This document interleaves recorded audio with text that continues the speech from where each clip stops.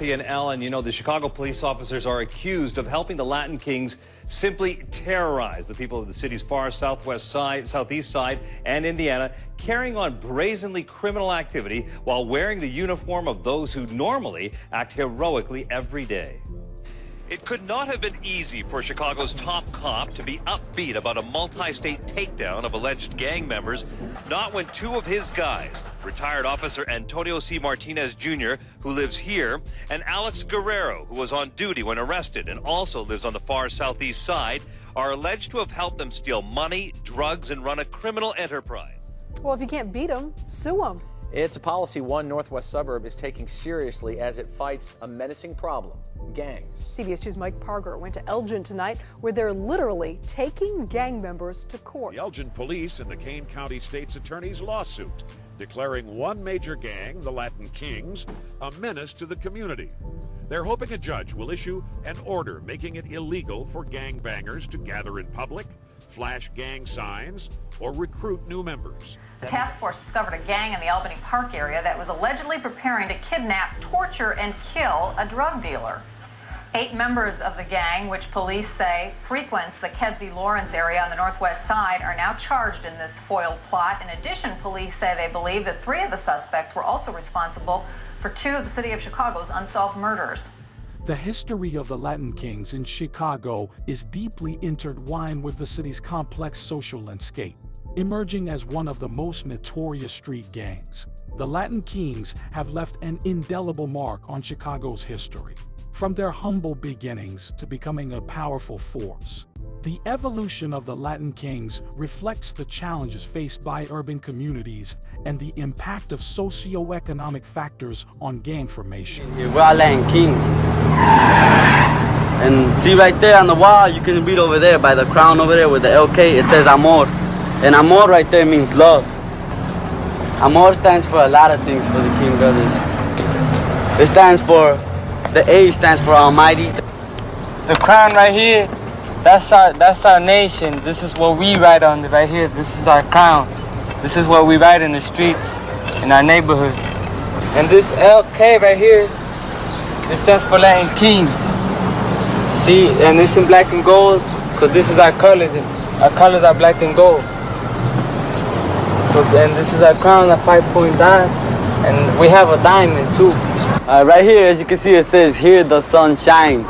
Because that's what we're about. We're about black and gold, and the sun is gold. So that's why the sun means something to us. They wrote here the sun shines because Negro, they put his wall right there, and it shines on his wall forever right there. The early history of the Latin Kings, starting in 1954 with the formation of the club named the Imperials, reflects the social and racial tensions in the near West Side neighborhood. Ramon Santos, a young Cuban youth raised in Puerto Rico, founded the Imperials along with 2 other boys, including his stepbrother Fast Eddie. The primary purpose of the club was to defend against racial strife and antagonism from Italian, Irish, and Greek gangs with strong anti-Puerto Rican sentiments. During this period, the Hispanic community also faced bullying from larger black gangs such as Clovers, Imperial Chaplains, and Egyptian Cobras. With the emergence of new gangs like the Egyptian Cobras, Taylor Street Dukes, and Ambrose in 1954, the Imperials found it necessary to form in order to protect the Hispanic community. The Imperials focused on defending against external threats and were not inclined to fight other Hispanic groups. Their activities extended to Madison and Paulina in the same neighborhood, where they engaged in conflicts with both black and white gangs. The expansion of the club and the inclusion of new members, such as King Papo, Eddie King Tiger Rodriguez, Fast Eddie, and Joe Gunn, marked a period of growth for the Imperials. The addition of 17-year-old Julio Campa Munoz further increased their numbers. The club's main symbol, a crown, is noteworthy as it laid the foundation for the crown emblem used by the Latin Kings today. Although at that time, the crown had only 3 points, the Imperials operated as a reclusive organization, choosing to move in silence to avoid drawing attention from the press. Unlike some other gangs in the neighborhood that sought social services at places like Hull House or other clubhouses, the Imperials maintained a more independent and self-contained approach. The mid-1950s marked a significant shift for many Puerto Rican families in the near West Side community and the Old Town neighborhood. The construction of Carlos and Berg Village over the La Clark Puerto Rican settlement, coupled with changes in the La Madison settlement, led to the relocation of families. By 1961, the Puerto Rican settlements were clearing out, and residents started moving into areas such as Wicker Park, East Village, West Humboldt Park, East Humboldt Park, Uptown, Lincoln Park, and Lakeview. During this time, major construction on the expressway system, particularly the Eisenhower 290 Expressway, had a direct impact on the Laughlin and Van Buren area. The expressway construction played a role in the transformation of the neighborhood. Ramon Santos, known as King Papo, moved away from Laughlin and Van Buren in 1961, settling in Levitt and Schiller. Some members of the Imperials followed him, and others moved into West Humboldt Park near Ohio and Kedzie. King Papo's relocation to Levitt and Schiller marked a historical moment as the Imperials became the first Hispanic gang in Wicker Park and on the entire north side of Chicago. The early 1960s saw the beginnings of Mexican migration to Little Village. In 1962, the first Mexican families arrived, and their small numbers sometimes meant that they were not aware of each other's presence.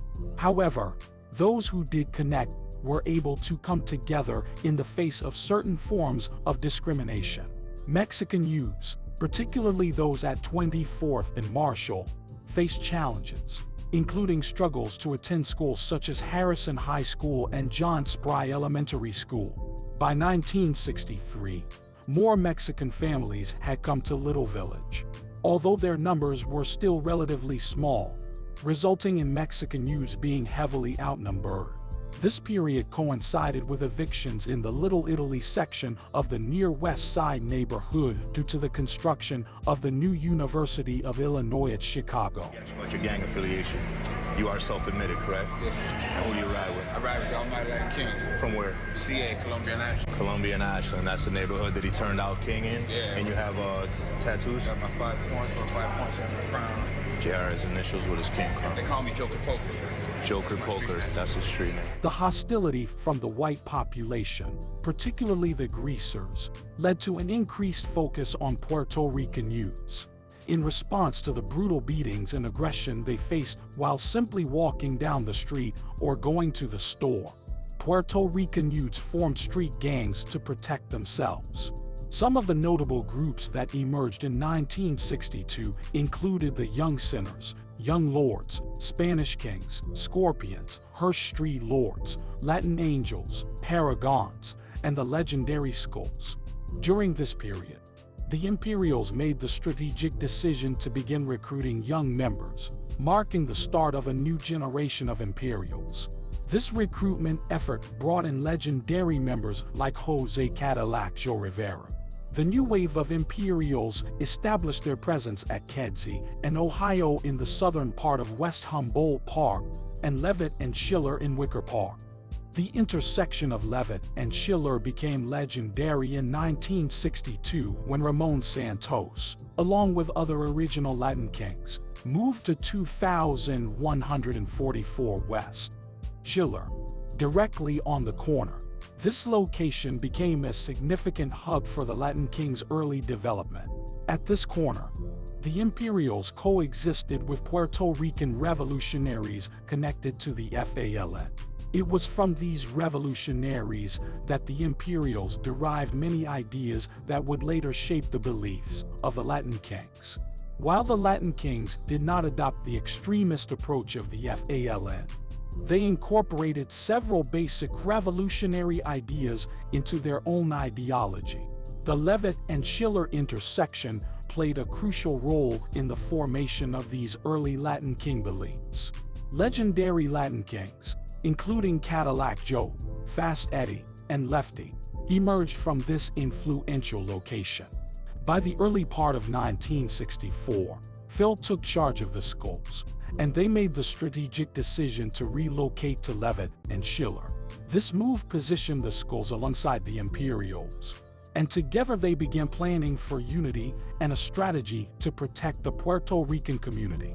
The collaboration between the Skulls and the Imperials marked a significant moment in the history of these groups, as they worked together to address common challenges and protect their community. The meeting that took place on Friday, May 15, 1964, in Humboldt Park, played a crucial role in bringing together several Puerto Rican gang members and full Puerto Rican gangs, including the Imperials and Skulls. This gathering was prompted by the widespread bullying and violence faced by young Puerto Rican youths in Humboldt Park and West Town as they went about their daily activities. While there are indications that King Papo may not have attended this meeting, it is suggested that he was an idealist who used the structure and beliefs from the Imperials to pass down to the Latin Kings. Santos is often regarded as a significant figure in the foundation of the Latin King nation, providing the ideals for the nation. The credit for the founding of the Latin Kings is sometimes attributed to several individuals, and legends suggest that Phil of the Skulls and Freddy were directors of the meeting in the park. Imperials from Levitt and Schiller, Skulls from Levitt and Schiller, and Imperials from Kedzie and Ohio collaborated in putting together this meeting. In any case, the events culminated in 1964, right before the summertime, marking the formation of the Latin Kings and the beginning of their collective journey. In a significant development in 1964, King Papo visited Little Village, potentially right before the summer, to meet with various local gangs, including the Mar Kings, Jokers, 23rd Street Boys, and Supreme Cliques. Residents who were familiar with the gang scene in the area recall the day when Ramon came to the neighborhood from the north side to unite forces with the Little Village clubs. This marked a crucial moment in the expansion and consolidation of the Latin Kings. Some of the earliest original Latin Kings from 24th and Marshall included individuals like Scarface, Dino, Don Juan, Black Sal, White Sal, Crazy Man, and Little Boy. The choice of 24th and Marshall as a prime location for the headquarters was strategic, allowing children to attend Harrison High School and Spry Elementary, especially since many kids were bussed in from the near west side, representing various gangs from outside the neighborhood. This positioning also enabled the Latin Kings to protect Hispanic kids who might be victimized by the gay lords, who ran Harrison High during that time. The visit by King Papo and the subsequent collaboration with Little Village clubs played a crucial role in shaping the trajectory of the Latin Kings in the neighborhood and beyond. The Latin Kings emerged as a brotherhood, a collective designed for members to protect each other from rivals that threatened their right to exist. The organization's roots were firmly established in Little Village, where the majority of members were Mexican, with a significant presence of whites due to the neighborhood's demographic composition, while the Latin Kings in the north were predominantly Puerto Rican, forming a larger branch. The north side served as the main headquarters for the entire nation in the beginning. In contrast, the Latin Kings in the south, particularly in Little Village by the 24th, the Boulevards, were mostly Mexican, with a substantial white population persisting into the 1970s. The Latin Kings fiercely defended themselves against greaser clubs and other bullying groups, as well as confronting crooked and racist police officers who targeted Puerto Rican youths. The Latin King name soon instilled fear in many enemies, signaling that going against the Latin Kings would result in a formidable and intense fight. Levitt and Schiller played a crucial role as the headquarters for all Northern Latin Kings in the mid-1960s, directly supervised by King Papo. Many youths attending Sabin Elementary joined the Latin Kings as a response to being attacked by greasers, and the transition from looking up to the Imperials in the earlier 60s to joining the Latin Kings was evident by 1964. Freddie Aviles opened the first West Humboldt Park Latin King section at Kedzie in Ohio, expanding the presence of the Latin Kings in different neighborhoods. In the mid-1960s, all Latin Kings citywide, whether on the north side, south side, or west side, were required to report to Levitt and Schiller, as it served as the first Latin King headquarters. While King Papo headed Levitt and Schiller and played a significant role in starting branches in other areas, it's important to note that he wasn't the sole founder. The Latin Kings had contributions from various individuals and groups that came together in the early 1960s to form the organization. King Papo, with his charisma and respect, became a legendary figure, often walking the streets with a large following of up to 100 Latin Kings, further solidifying his influential role in those days. In 1964, King Papo ventured into the Lincoln Park neighborhood and played a role in establishing the Armitage and Dayton chapter of the Latin Kings. This chapter later moved to Armitage and Sheffield by 1969. The creation of this chapter was driven by the need to address the bullying, beatings, and harassment that Puerto Rican youths were facing from greasers and other groups, as well as the problematic behavior of the police in a community that was not welcoming to Puerto Ricans during those times. The Lincoln Park neighborhood was undergoing significant urban renewal efforts, which were perceived by the Puerto Rican community as a means to force out their families. Before this issue evolved into a political fight, later organized by the Young Lords, the Latin Kings and Young Lords took to the streets against those who promoted violence as a way to encourage Puerto Rican families to leave. In this context, the Latin Kings fought alongside the Young Lords against those who sought to use violence to displace families. However, tensions arose between the Latin Kings and the Young Lords, and the Latin Kings formed an alliance with the Paragons of Halsted and Armitage.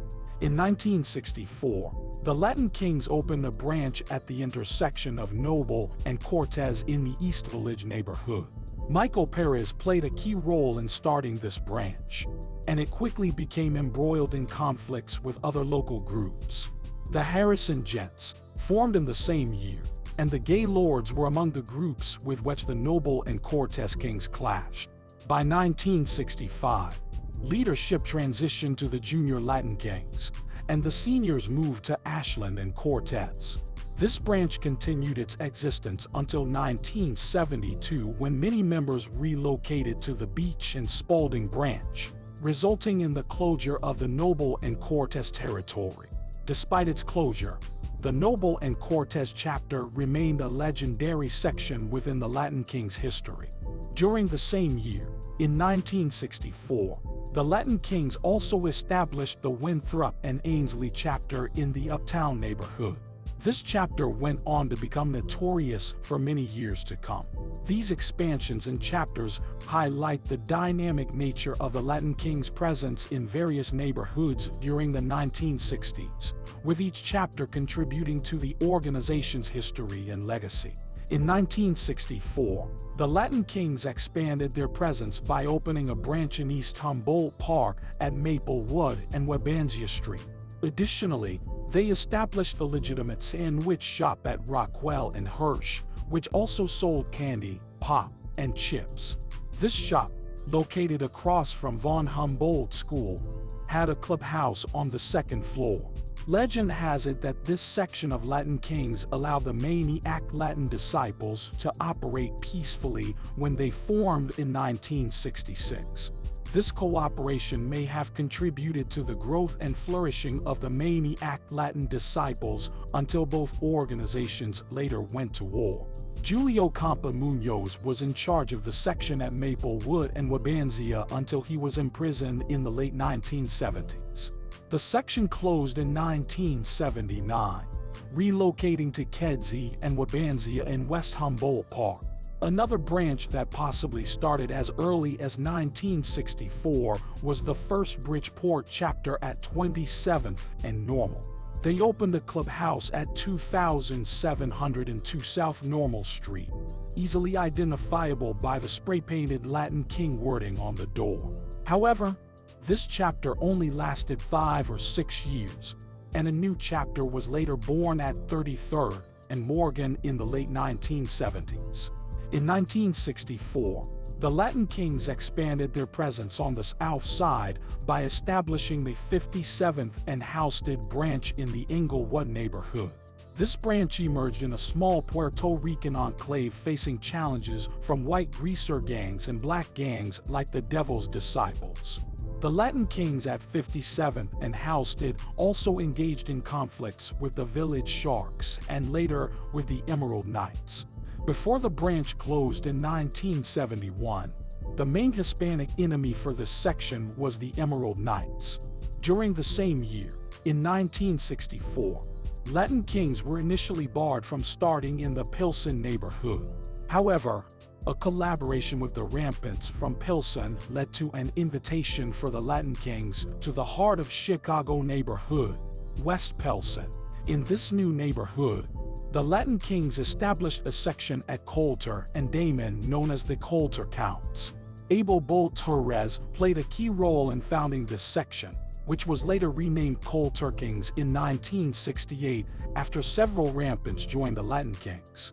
The Coulter Kings became a hardcore section that persisted until 1987. In 1964, an unusual development occurred with the Latin Kings establishing their very first suburban branch inside Johnny's Top Hat nightclub in the suburb of Cicero. This particular group of Latin Kings in Cicero was Greek and formed by Serbian John, a pimp and gang leader. Cicero became the first suburb to house a Chicago street gang, marking a unique expansion for the Latin Kings. This Cicero Greek Latin King section persisted until the early 1970s, eventually replaced by later sections. In the early days of the Latin Kings, around 1964, members frequented a restaurant called Mom and Pop's, situated right across from Sabin Elementary School near Levitt and Schiller. This restaurant, equipped with a jukebox, served as a regular meeting spot. Soon after, the Latin Kings opened their very first clubhouse 2 buildings north of the restaurant in a basement they named Pete's. It was in this clubhouse, around the fall of 1965, where the first Latin King crown was drawn up. Additionally, the Latin Queens were founded in the same year within this clubhouse, marking the establishment of a significant aspect of the Latin King structure. In the West Town and Humboldt Park areas, the Latin Kings encountered numerous adversaries, both of Puerto Rican and white descent. However, some of their most intense rivalries were with white gangs, particularly in their early days in the mid-60s. Among the white gangs, the Gay Lords of West Town were the largest and most notorious. This group, along with other white gangs, roamed throughout West Town and Humboldt Park, causing trouble. The Gay Lords, in particular, were known for haunting Humboldt Park, the actual park, and assaulting groups of Hispanic kids, subjecting them to brutal beatings. Many Puerto Rican people referred to the Gay Lords as the Polish Mafia due to their size and the sociopathic behavior of some of their members. As early as 1964, the Latin Kings adopted an inclusive approach, welcoming members of any race, whether one was white, black, Asian, Dominican, Cuban, Honduran, Middle Eastern, or from any background. Acceptance into the Latin Kings was based on a willingness to fight for the cause and a recommendation from someone within the club who could vouch for the individual as a loyal and committed member. The Latin Kings were characterized by a level of sophistication, with the organization being run by adult men, some as old as 30 years old by the mid-1960s. The presence of older members who possessed networking skills and familiarity with navigating the city facilitated the Latin Kings' expansion into new communities from the very beginning. The organization had the ability to absorb smaller gangs and convert them into Latin Kings, contributing to the growth and expansion of the empire. Among the original Latin Kings, There were individuals who were immigrants from Puerto Rico and Mexico. In 1964, the Latin Kings found themselves in conflict with one of their future significant allies, the Young Lords. This conflict escalated into a 2-year war that continued until the Young Lords shifted their focus to passive activism and were no longer interested in neighborhood control. The conclusion of this 2-year war coincided with the Division Street riots on June 12, 1966. During these riots, sparked by the unjust killing of a Puerto Rican man by the Chicago police, members of the Young Lords and Latin Kings took to the streets to protest against police brutality and advocate for human rights. On this day, King Papo, Eddie L.B., Bronco, and King Tiger, alongside the Young Lords, formed an alliance during the unrest. This alliance marked the end of hostilities between the Latin Kings and the Young Lords, and they became allies once again. The events of June 12, 1966, became a turning point for the Latin Kings, propelling them into the news headlines across the United States and potentially globally. This increased public awareness and recruitment for the Latin Kings. However, it also brought heightened attention from law enforcement. From its inception in 1964, the Latin Kings had a grand vision of protecting not only their own communities, but all Hispanic communities citywide. However, this vision faced resistance from other Hispanic groups. The Latin Kings extended opportunities to these groups, inviting them to join their ranks or at least agree to follow certain basic rules of conduct within the communities. Many of these other groups, however, tended to exhibit a rebellious nature, often rejecting authority and defiance against the Latin Kings. The Latin Kings aimed to bring a sense of organization and discipline to these groups because many were perceived as disorganized, involved in drug addiction, associated with undesirables, bullies, disrespectful to their communities, or simply weak and unproductive in protecting their neighborhoods. Following the resistance, disrespect, and defiance from other Hispanic groups, the Latin Kings initiated the 1966 conquest of the West Town and Humboldt Park areas. The objective was to address disorganization and eliminate undesirable elements within these neighborhoods. In this process, the Latin Kings dismantled several gangs that were perceived as a hindrance to the community's well-being. One of the first gangs targeted by the Latin Kings was the Scorpions, located in Wicker Park from Western and Hirsch. Led and founded by Sleepy, the Scorpions were disbanded in 1965 after Sleepy was killed by Latin Kings. In 1966, the Latin Kings dismantled the Latin Angels, situated at Maplewood and Division in East Humboldt Park. Additionally, even though the Latin Kings were on good terms with the Paragons from Lincoln Park, they became upset with the arrival of the Junior Paragons in East Humboldt Park at Washtenaw and Potomac.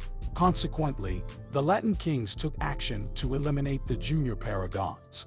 In 1966, the Latin Kings continued their territorial expansion, taking action against the Hirsch Street Lords of West Humboldt Park at Spalding and Hirsch, breaking up their club. This strategic move gave the Latin Kings leverage to advance further up Kedzie, reaching Kedzie and Division, leaving Ohio and Kedzie behind. This territorial grab was pivotal and played a role in advancing the Latin Kings toward Beach and Spalding. During the same year, the Latin Kings also conquered the Young Sinners. A leader named Charlie from the Young Sinners came to Pete's clubhouse, challenging the Latin Kings all by himself. Despite the bold move, it proved to be dangerous and costly for Charlie, as he was severely beaten and hospitalized for 2 months. Following this incident, the founder of the Young Sinners, Nelson F. Tarzan, disbanded the club. In the aftermath of these conquests in 1966, the Latin Kings were able to solidify territory in northern West Humboldt Park at the intersection of Beach and Spalding. This area became the legendary Motherland chapter in 1967, marking a significant milestone in the Latin Kings' territorial expansion and influence. In the evolution of Latin Kings' governance and territorial influence, a significant shift occurred when Beach and Spalding opened, coinciding with the closure of Ohio and Kedzie. This transition marked the transfer of Latin Kings' governance from Leavitt and Schiller to Beach and Spalding, with Batman leading the chapter at Beach and Spalding. Subsequently, all Latin King sections citywide were required to report to this new central section. Beach and Spalding gained legendary status as one of the most influential and formidable North Side sections in the city. It is often referred to as the Motherland, symbolizing its great significance in Latin Kings history. This territory remains active to the present day. While Beach and Spalding holds a prominent place in Latin Kings history, it's important to acknowledge the earlier governing chapters, such as Leavitt and Schiller and the Ohio and Kedzie branch.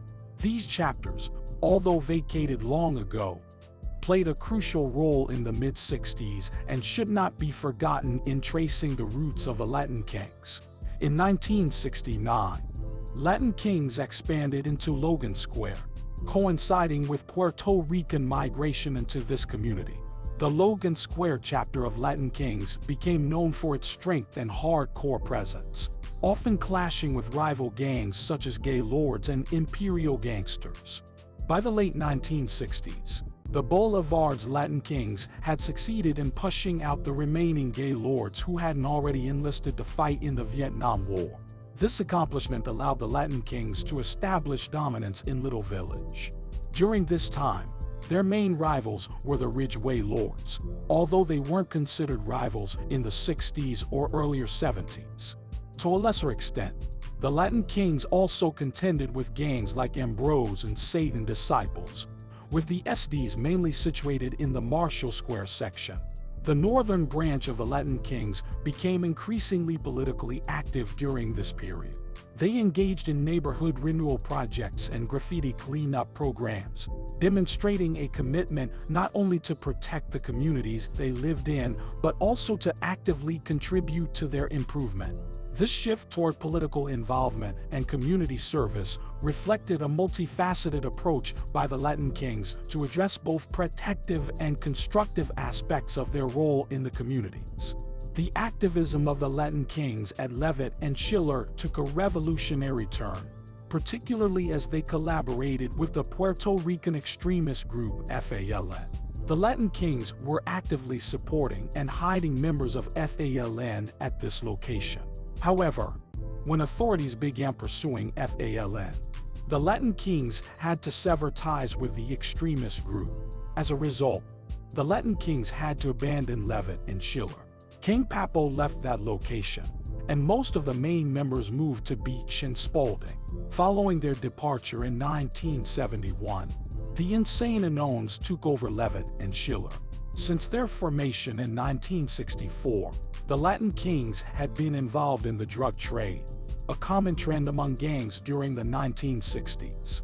However, during this period, the drug trade did not entirely dictate the organization's activities, similar to other gangs of that time. Interestingly, the Latin Kings took pride in actively confronting unauthorized drug dealers in their communities. They achieved this by robbing these dealers and, in doing so, aimed to eliminate drug-related issues from their neighborhoods. King Papo himself, alongside Spanish Lord leader Big Gato, participated in robbing dealers. However, their involvement took a turn as both men developed addictions to the and they snatched. By the 1970s, King Papo and many members of the Latin Kings had fallen into addiction. This led to increased disorganization within the organization, posing a threat to its continued existence. The struggle with drug addiction appears to have been a significant challenge for the Latin Kings during this period. In June of 1971, Raul B.K. Rayo Gonzalez, a high-ranking member of the Latin Kings, faced serious legal troubles. According to court documents, on the night of June 20, 1971, Gonzalez was at the intersection of 24th and Sacramento in the Marshall Square neighborhood.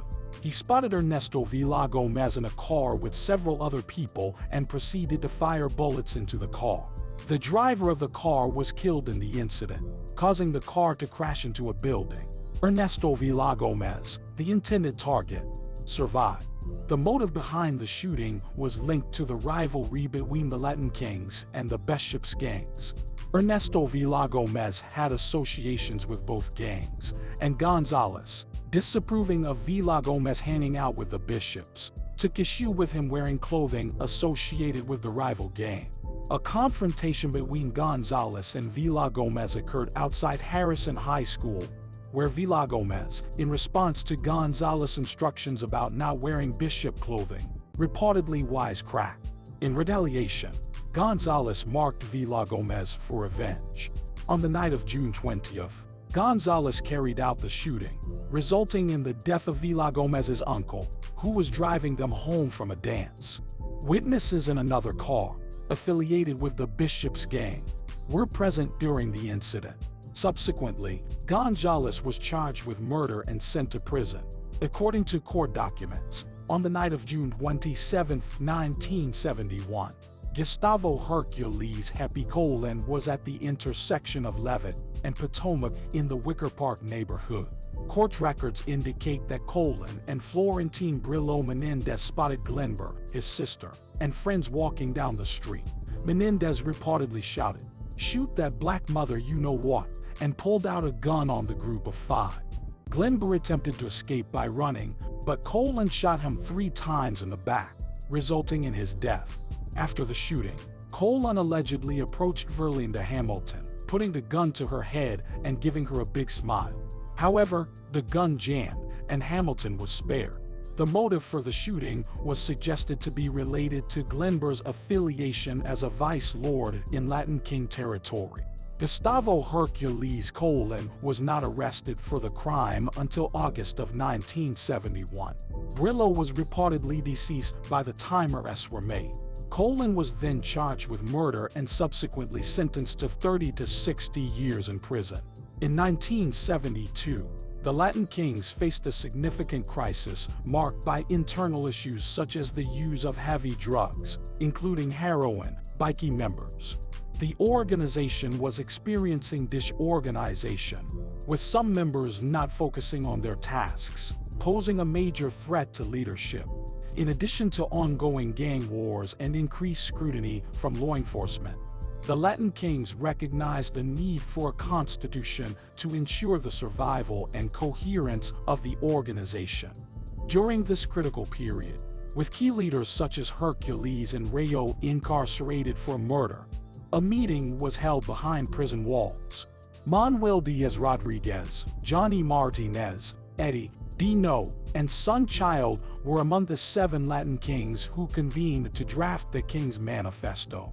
This manifesto served as a guiding document to organize and direct the Latin Kings in the right direction, facilitating operations and maintaining order.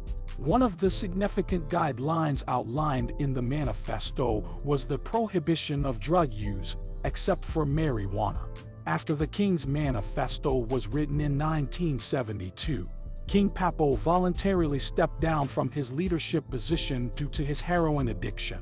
Carmelo also left his position, leaving Hercules to oversee the North Side and Northwest Side operations, while Rayo took charge of the Southwest and South Side operations. The organization underwent a period of restructuring, and members whose behavior was deemed unacceptable were outcasted and ejected from the Latin Kings to serve as examples of the new standards.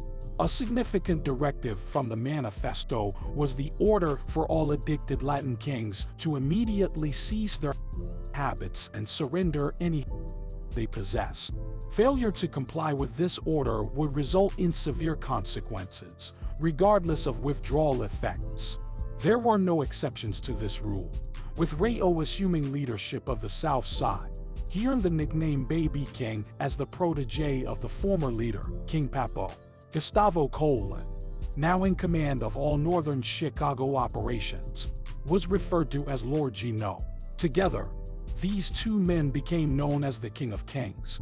In the aftermath of the King's Manifesto in 1972, the Latin King nation aimed to strengthen itself. and leadership from behind prison walls, specifically BK and Gino, Rayo and Lord Gino, played a crucial role in guiding the organization. Despite King Papo officially stepping down and becoming semi-retired in 1972, there was still a significant number of Latin kings who supported and respected him, viewing him as the supreme leader. Although he was officially out of leadership, King Papo's influence persisted, particularly because he was active on the streets while BK and Gino were incarcerated. This dynamic may not have settled well with some of the leadership behind bars. While King Papo may have kicked his habit later in the 1970s, he did not resume official leadership. After the creation of the Manifesto, Beach and Spalding no longer governed all the Latin King branches. South Side operations were centralized at the boulevards at 24th and Marshall, while the North Side continued to report to Beach and Spalding. Over time, the need for branches to travel for meetings diminished, and each branch gained more autonomy in governance. In 1975, the Latin Kings established a presence in the Julia C. Lathrop homes, located in the North Center neighborhood. Although Latin Kings had been residing in these projects since their inception, it was in 1975 that they officially took control. Initially, their allies, the Insane Deuces, had been running these buildings. The Insane Deuces donated the Horseshoe, which refers to the southernmost section of the projects along Diversey Parkway, shaped like a horseshoe from Hoyne to Levitt. The Latin Kings had a close alliance with the Insane Deuces, jointly fighting against rivals such as Simon City Royals and Paulina Barry Community. However, in 1987, tensions arose between the Latin Kings and the Insane Deuces, particularly over the trade. By 1989, a war was declared between the Deuces and the Latin Kings. In January 1992, the Insane Deuces flipped to becoming folks, leading to their departure from the projects. The Latin Kings then took over, sharing the territory with some black gangs. During the early 1970s, small sleeper cells of Latin King members were established in the suburbs, and by the mid-1970s, recruitment efforts extended to suburbs like Melrose Park and Maywood. In 1975, the Latin Kings settled in the Rogers Park community on the far north side of the city, establishing a section called Bad Boys. This group was known for internal conflicts, fighting other Latin King sections. They also fiercely clashed with the Gangster Disciples from Sullivan and Kilmer. The Bad Boys section remained strong in the 1980s and 1990s. Additionally, in 1975, the Latin Kings expanded to Albany Park at Lawrence and Kedzie, colonizing a new neighborhood. This new chapter in Albany Park became one of the larger sections of the Latin Kings in the city. In Albany Park, the Latin Kings aimed to support Hispanic youths in their struggle against rival gangs like the Gaylords and Simon City Royals. In 1976, a significant development occurred in the western suburbs of Chicago, particularly in Maywood.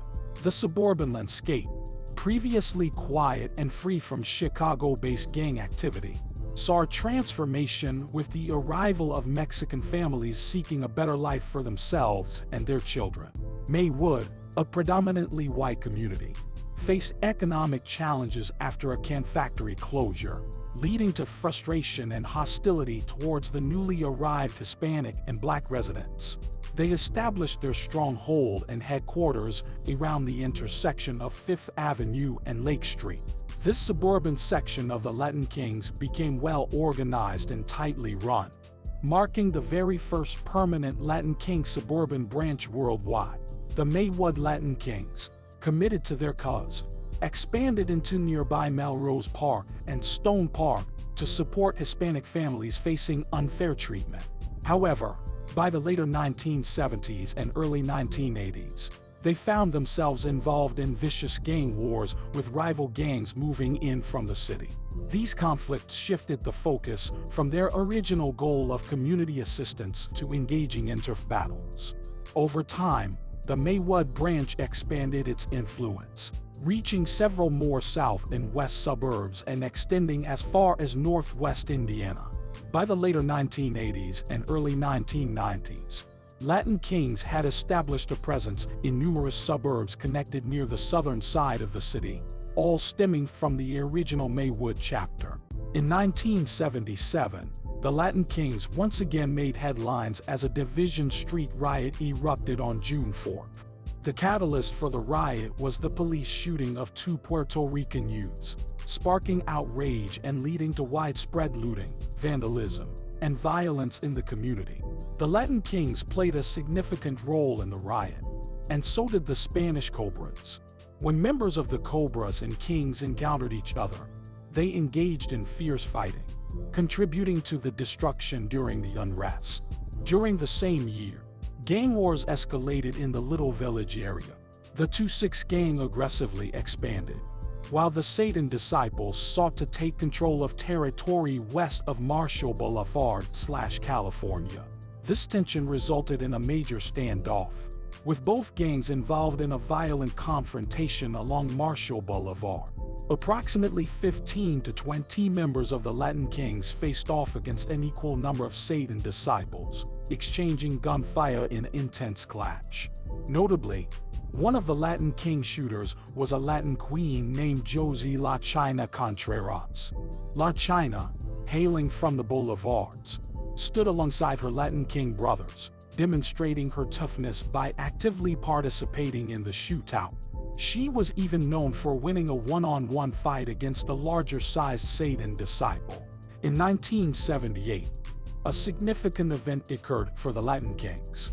In April 1978, the Folk Nation Alliance was formed in the prison system, bringing together various gangs such as the Gangster Disciples, Black Disciples, Ambrose, Satan Disciples, Maniac Latin Disciples, Gangster 2-6, Spanish Cobras, Simon City Royals, Almighty Insane Royal Popes, Imperial Gangsters, Latin Eagles, Orchestra Albany, and Ashland Vikings. Larry Hoover played a key role in orchestrating this prison alliance, which posed challenges for gangs not aligned with the Folk Nation. In response to the Folk Nation Alliance, the Latin Kings, along with the Vice Lords and El Rucans, formed a People Nation Alliance. This alliance extended invitations to other gangs, including the Mickey Cobras, Latin Counts, Bishops, Spanish Lords, PR Stones, and Insane Unknowns. The formation of the People Nation Alliance was facilitated by the historical alliance between the Latin Kings, Black P, Stones, and Vice Lords dating back to the early 1960s. Despite occasional conflicts in specific parts of the city, these gangs had a common enemy in the Disciples. In 1979, the Latin Kings desired to reclaim Levitt and Schiller, which was now under the control of the Insane Unknowns. After negotiations, an agreement was reached, allowing the Latin Kings to move back into the area as allies with the Insane Unknowns. Although the Unknowns continued their presence until 1993, the Latin Kings remained at Levitt and Schiller until the mid-2010s. Starting in 1972, Latin Kings began residing in the back of the Yards community around 51st and Ada. The Latin Kings maintained strong ties with their People Nation allies, intensifying their collaboration on the streets. In 1981, a new directive from behind prison walls urged the expansion of the People Nation on the streets, leading the Latin Kings to actively recruit new gangs into the alliance. As a result, gangs like the Gay Lords, Insane Deuces, Villa Lobos, and Cullerton Deuces joined the People Alliance, strengthening their connections. During this period, the Latin Kings strategically expanded their presence in various neighborhoods across the city, recruiting new members and establishing sleeper cells in the suburbs. The gang's reach extended to suburbs such as Rockford, Cicero, Berwyn, and Joliet.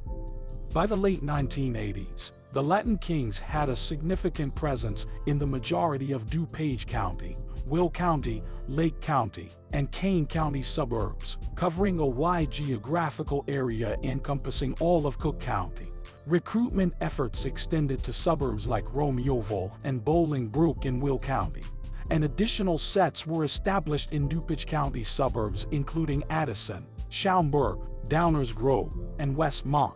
In the summer of 1988, King Papo, the founder who played a crucial role in uniting various gangs and creating the Latin King Nation in 1964, seemingly disappeared.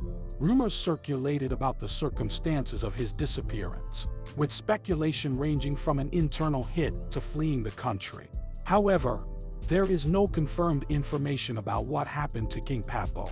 Despite the rumors, there is no evidence, and his body was never found. Contrary to the uncertainty surrounding King Papo's whereabouts, the Latin Kings found themselves under the sole leadership of incarcerated individuals, BK and Lord Gino. Both were serving sentences for murders dating back to 1972. Despite their incarceration, BK and Lord Gino continued to run the organization from behind bars. During this period, the Latin Kings shifted their focus toward increasing profits and asserting dominance on the streets. This shift also marked a point in time when minor conflicts with fellow People Nation gangs emerged. In 1988, the Latin Kings established a presence in the Gage Park community to address the challenges faced by newly arrived Hispanic youths in a predominantly white neighborhood. Gage Park was known for being unwelcoming to Hispanic residents, leading to racial tensions. To resolve differences and foster alliances, the Latin Kings engaged with a white group known as the Southside Heads. Through negotiations and interactions, many members of the Southside Heads ended up joining the Latin Kings. This move resulted in the rapid growth of the new Latin Kings branch in Gage Park, eventually becoming the notorious Crown Town Latin Kings. In 1991, the Latin Kings implemented an anybody killer or almighty don't like nobody policy, declaring war on several other People Nation gangs and escalating conflicts with former allies.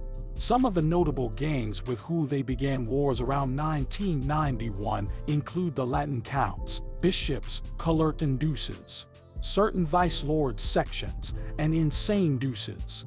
The decision to engage in wars was influenced by the Latin Kings' growing size, making it challenging to control dominance on the streets and manage conflicts with allies. During this period, the rival Folks Alliance also experienced internal conflicts and wars among its member gangs. The Latin Kings, being a significant force, found themselves in a position where maintaining control and negotiating conflicts became increasingly complex.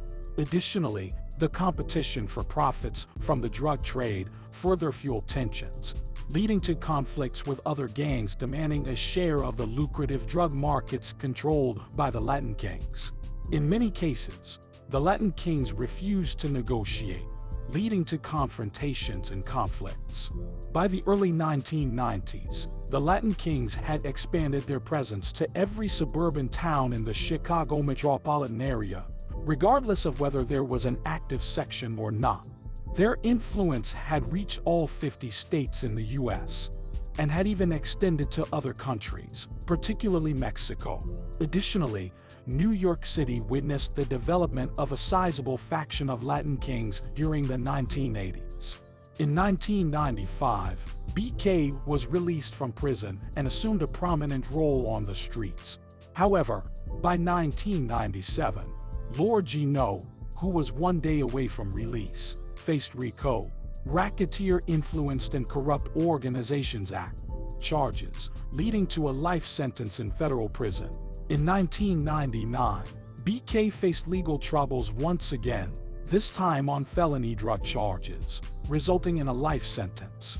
Although the Latin Kings have been involved in highly sophisticated drug-related and violent activities, this has still been an organization that was created for maintaining a strong brotherhood among members. There is a deep history here that is to be respected, and many have given their lives for the cause or have given up their freedom. One of the main reasons the Latin Kings have grown to be the largest Hispanic organization in Chicago area and one of the largest worldwide is because of the deep sense on brotherhood that was first developed in the old days and showing supreme dominance on the streets. In conclusion, the history of the Latin Kings in Chicago is a saga marked by both resilience and adversity. From their early days as a community organization to their transformation into a street gang, the Latin Kings story reflects the complex dynamics at play in urban environments. As Chicago continues to address issues of inequality, crime, and social justice, understanding the history of the Latin Kings provides insights into the broader challenges faced by communities striving for positive change. It is a narrative that urges reflection on the root causes of gang involvement and the collective responsibility to create content on info all over the world. The almighty Latin King and Queen Nation, also known as Latin Kings. It is one of the largest Hispanic and Latino street and prison gangs worldwide. The gang was founded by Puerto Ricans in Chicago, Illinois in 1954. They are aligned with the People's Nation. 089 big time, Latin Kings. 89 big time. On L's, we out here right now. King CK, bitch, you know who that is. You know who that the fucking is. Original 89, bitch. Yeah. On L's. We out here. Gangs with the King. What's up? 360 Zach TV shit. Hey, get King back here with the diamond dropping on his face. What's that? Ice, what's up, King? You know what it is. You know what I'm saying? Jimmy K.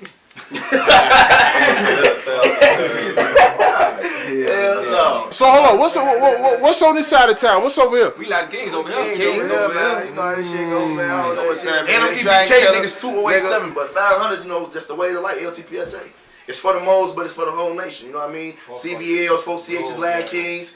You know, you got Lion Kings, Kevin 500. You know what I mean? 4CHs, Vice Lords. 089 Big Time is a Latin King set located on 89th and Escanaba. This set may have been the first Latin King set to form in its neighborhood. 089 Big Time is famous for having one of the biggest trap presences out of all LK sets in the city. 089 Big Time is also a very active set in the streets, one of the more active Latin King sets in Chicago. The 089 Big Time set is also very old. It was started by the Kings in the 70s. It grew larger in numbers in the 1980s.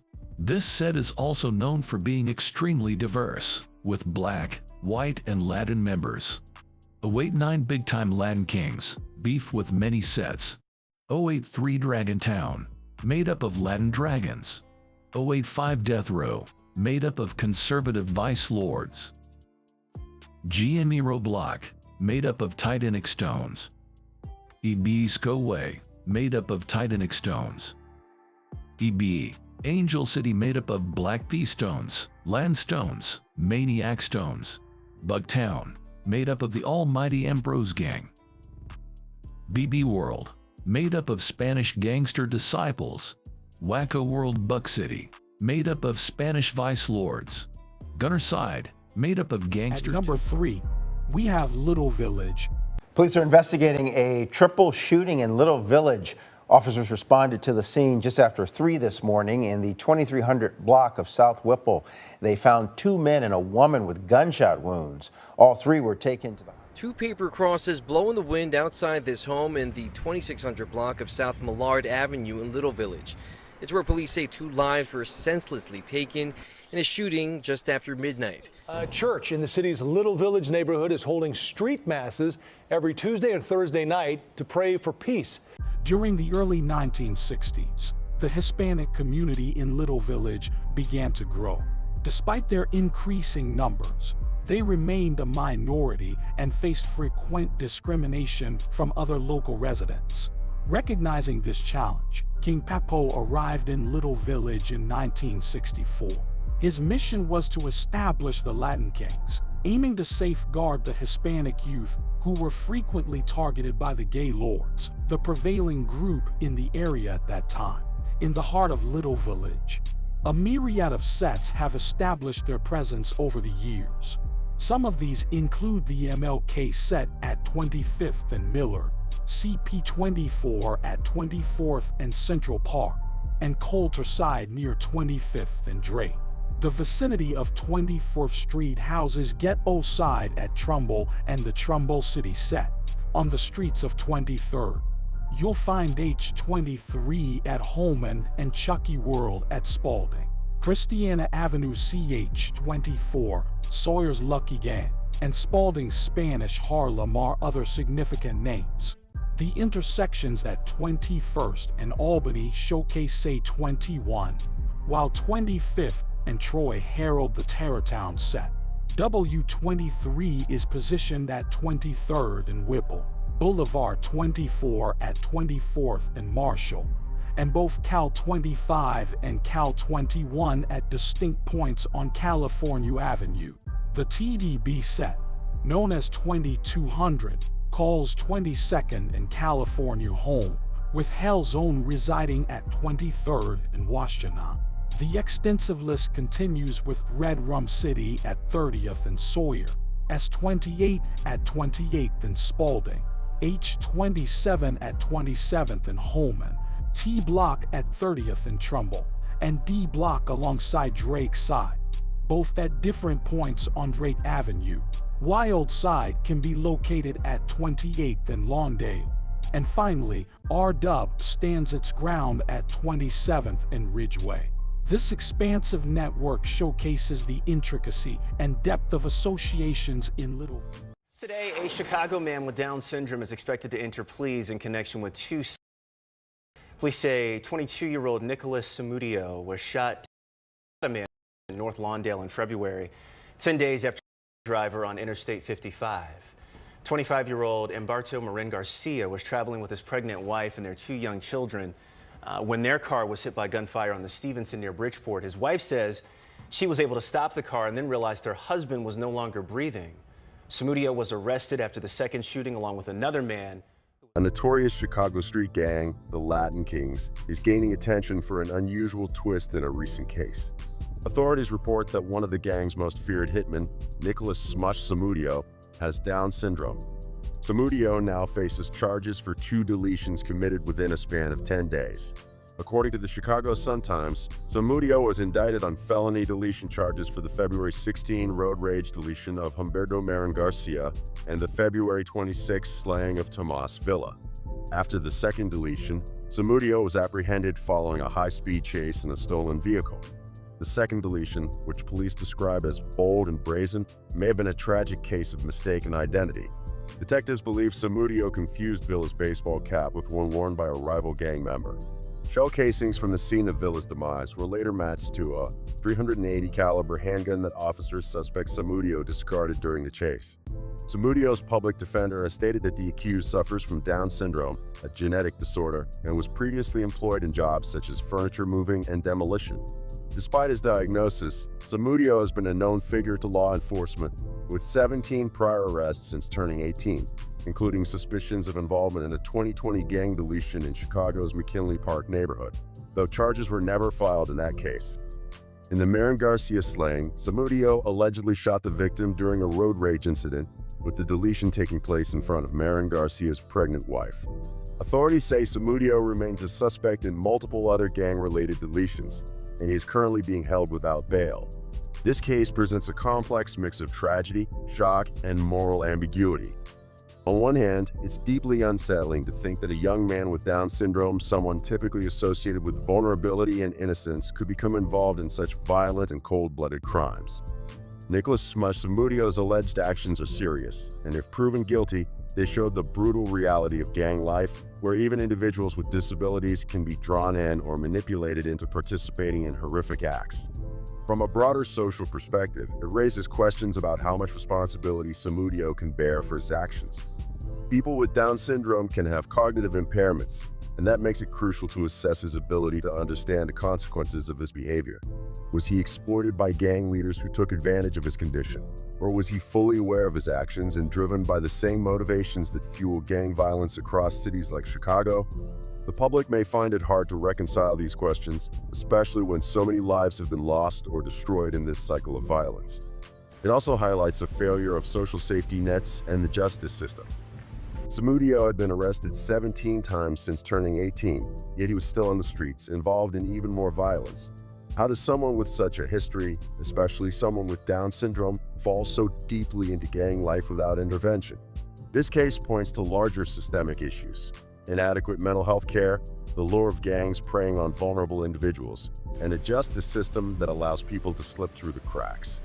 On a human level, it's devastating for the victims' families, especially Humberto Marin Garcia's, who witnessed the murder during a road rage incident, which underscores the random and senseless nature of street violence. Tomas Villa's, likely a case of mistaken identity, adds another tragic layer to the story. In the end, this case blends sympathy, outrage, and confusion. Sympathy for Samudio if he was indeed exploited by those around him, outrage over the loss of innocent lives, and confusion over how someone with such a disorder could become so enmeshed in a life of crime. It's a grim reminder of the complexity and tragedy of gang Michael violence. Cecchitelli rose to the top of the organization even after he was charged and sent to prison more than a decade ago for his involvement in the Latin Kings. Michael Cecchitelli is the 40-year-old Italian man who's in charge of the almighty Latin Kings in Queen Nation. Known as King Merlin and based in Springfield, authorities say he's the supreme East Coast regional overseer of the Latin Kings, reigning over 14 states from Massachusetts to Florida. Cecchitelli has blood ties to the Italian mob, the Genovese crime family based in New York that also operates in Springfield, which may explain this. We believe under Cecchitelli's leadership, the eastern region of the Latin Kings is currently structured, organized, and run like La Cosa Nostra. They have evolved from a traditional street gang to a large-scale criminal enterprise superimposed with mafia-style rule. Of the gang's leadership and prevented at least 8 murders. Among those arrested, the alleged leader of the East Coast operations, Michael Cecchitelli, a Springfield man who the FBI says is connected to the Genovese crime family. 73 suspects in all are charged in the wide-ranging RICO indictment. The FBI... More than 60 members and associates of the almighty Latin King and Queen Nation, commonly known as the Latin Kings, are now facing federal charges following a massive bust carried out by the FBI and other law enforcement agencies. Among those charged are members of the gang's East Coast leadership, authorities confirmed. Joe Bonavolonta, special agent in charge of the FBI's Boston division, described the operation as the largest takedown in the division's history. Massachusetts, U.S. Attorney Andrew Lelling referred to the Latin Kings as one of the largest criminal organizations in the world. The arrests come after a 4-year investigation in which law enforcement infiltrated the gang, using informants to record high-level conversations and monitoring social media for posts that implicated members in criminal activities. According to court documents, many of the individuals arrested were featured in YouTube rap videos, dressed in the gang's colors, black and gold, displaying gang signs, and rapping about drugs and violence. In one video titled Chronicles, a man raps about acts of violence, boasting and talking, put like 30 in the clip and let them bullets fly. In another scene, the same individual was seen packaging cocaine. Investigators also uncovered videos filmed at locations where Latin Kings members had been deleted, with some videos containing threats to rival gangs. Officials believe that certain lyrics may serve as confessions to shootings involving other gang members. The Latin Kings have 11 active chapters in Massachusetts, according to the U.S. The Eastern region's criminal activities were allegedly overseen by Michael Cecchitelli, also known as King Merlin, a 40-year-old leader who controlled operations in 14 states, from Massachusetts to Florida, while residing in Springfield. Cecchitelli's orders were often violent, with instructions to target anyone who questioned his authority or cooperated with law enforcement. Throughout the investigation, law enforcement uncovered numerous plans for violent acts, repeatedly intercepting plots for attacks. Bonavolonta emphasized that the operation prevented several violent incidents, stating, "Time after time, we uncovered their planning of brazen acts of violence against those who ran afoul of the gang's Manifesto and Constitution." In fact, Lelling confirmed that the operation had prevented at least 8 planned deletions. The arrests made in Massachusetts occurred in cities such as Boston, Lowell, Springfield, Fitchburg, Chelsea, New Bedford, and Worcester.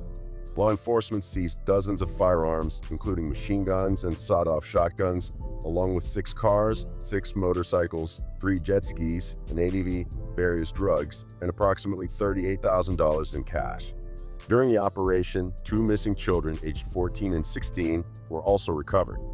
Additionally, 3 houses in New Bedford were seized, which Bonavolonte described as trap houses used by the Latin Kings to store and sell illegal narcotics, stash firearms, and film music videos glorifying violence.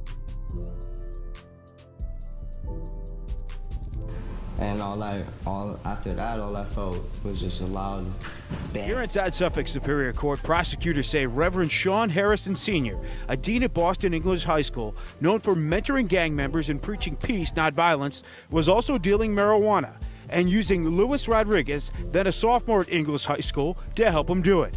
And on the night of March 3rd, 2015, Mr. Harrison tried to kill Rodriguez, shooting him in the back of the head, leaving him for dead. Right. We are outside of Sean Harrison's apartment building. Inside the safe, police found ammunition, a loaded handgun, and they now believe he was trafficking cocaine. There was a lot of drug paraphernalia.